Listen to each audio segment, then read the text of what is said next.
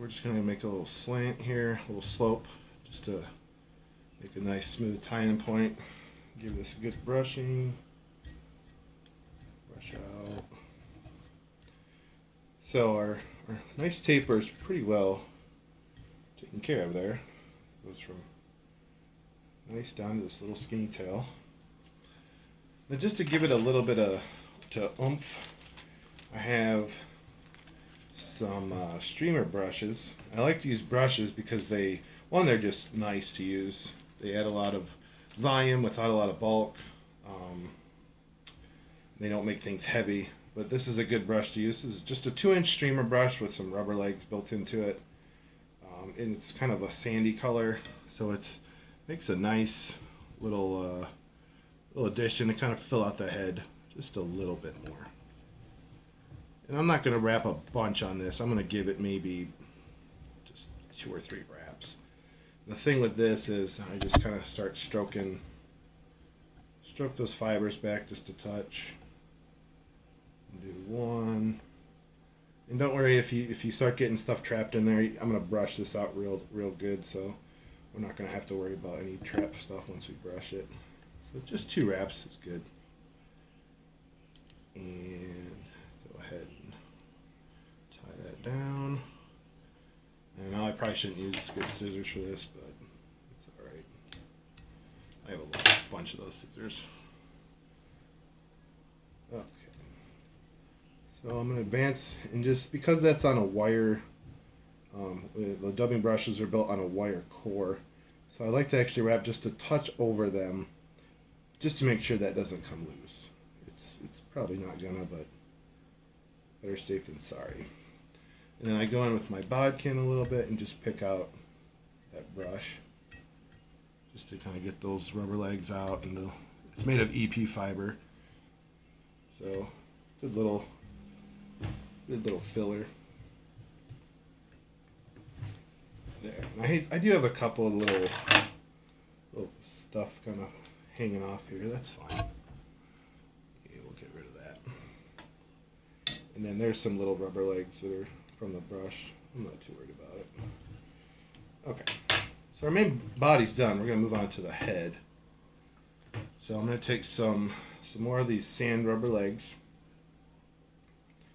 and just add 2 on each side, just to give the fly some wiggle.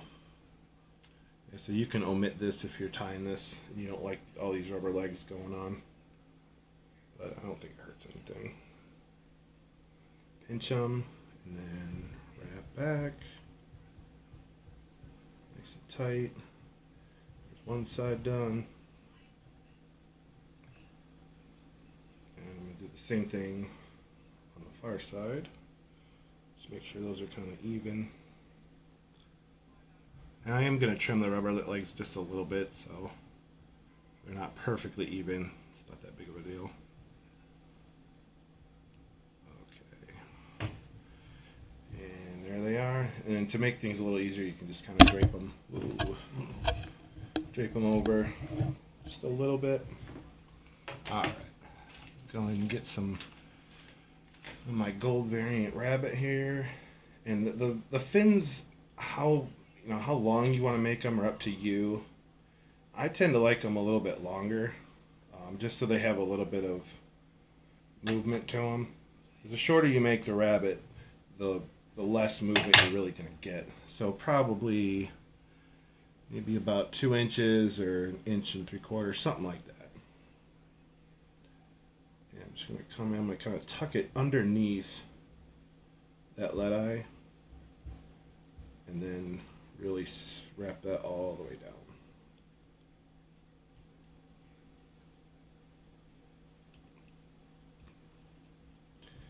And then there we go, there's one side.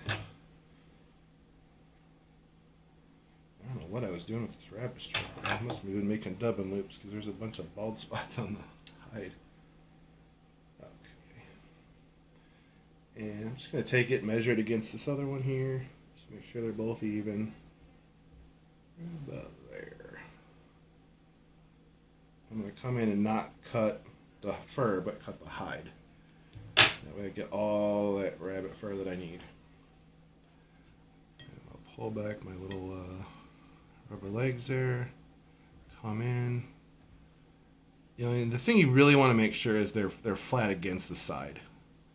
You don't really want them up. They'll kind of act a little bit funny for you. So you want them like just as laterally as you can get. There we go. Now I noticed that one strip was just a touch longer than the other. So I'll come in here and just even them up. And there we go. Perfect. Alright, we're almost done. I'm just going to tuck this under that leg there. Okay, so the head, like I said, you can do a fuzzy fiber head if you really want to. You can do any kind of synthetic dubbing, you know, stacked or trimmed or however. You can do a deer hair head on this, you know, depending on what you want it to do. I just, for easiness sake and just maybe to keep the weight just a little bit down, I like to use just regular laser dub. I got dark tan and tan here. I'm going to put tan on the bottom, or what you have the belly side, and then the darker side would be the dark tan. So when you work with Senyo dub, you want to make sure you kind of take it. Let's see if I can get this for the camera. Take it and stack these fibers. This really helps if you align them first. Makes it a lot easier to work with. And you don't want to use a whole bunch. You just need a nice little clump like that. And I'm gonna go ahead and get that little spear out of there. I'm gonna come in and just put it right on the shank and just do a middle tie, clump tie, and then it's locked in. And I'm gonna do the same thing on the bottom side of the hook, which is the sculpin's top of his head. Same thing with this. This is a dark tan. Do some stacking. Align all those fibers up nice.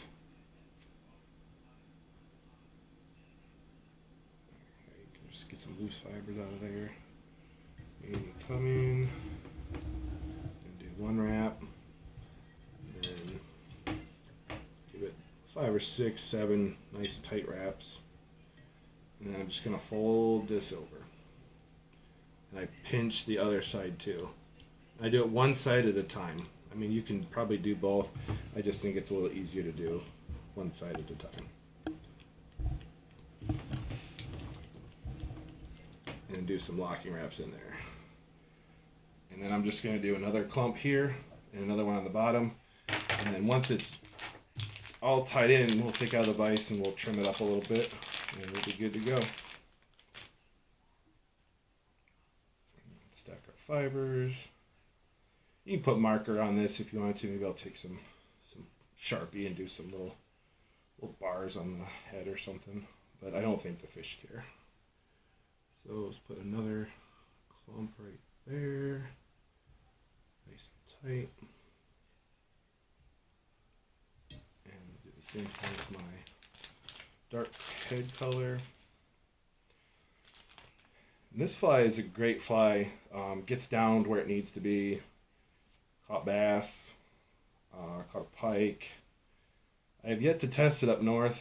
I really want to get up there and try it for some big browns. I know that'll be a fun trip to throw this thing. Okay, so we'll go ahead and fold them back over. The biggest thing is to keep this right on the top of the shank. Don't let it spin or move, because that's when it starts getting all wonky on you. And you'll be able to see once you brush it kind of how it'll lay. All right, and then for the last clump, I'm going to do something a little bit different just to get some blending in the head. I'm going to stack the same size clumps I've been using, maybe about the width of a pencil or so. You don't need a whole lot. You just kind of get all the loose little fibers aligned. And I'm going to take it and actually put it right in the shank, right down that eye. Do a nice couple tight wraps.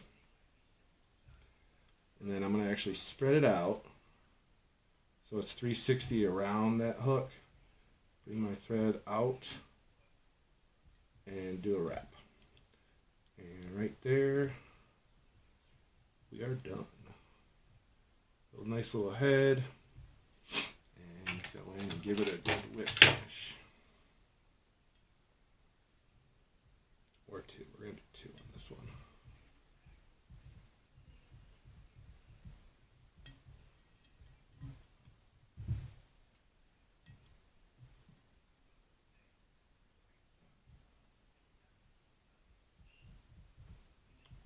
So you could use head cement or resin or whatever you want to do to finish off that thread, but we're just going to leave it be for now. Alright, cinch it down, make sure it's nice and tight with my finger. Trim it. Okay, so the tying part's done. So we'll take this out of our vise and we'll leave it sit here. So I'm going to take my vise away for the moment. And we're going to get our brush, and we're really going to brush this thing out. It's going to blend all those laser dub fibers together and get everything nice for trimming. I mean, you don't really have to trim this. The only thing I mean, the bottom's fine, but because this is running over the hook, you need to at least brush it, maybe trim it a little bit. But we're going to trim it because I want more of the shape of a sculpin or a goby with kind of a wider head, and they're pretty flat fish too on the head, so I like to have them have that nice shape to them.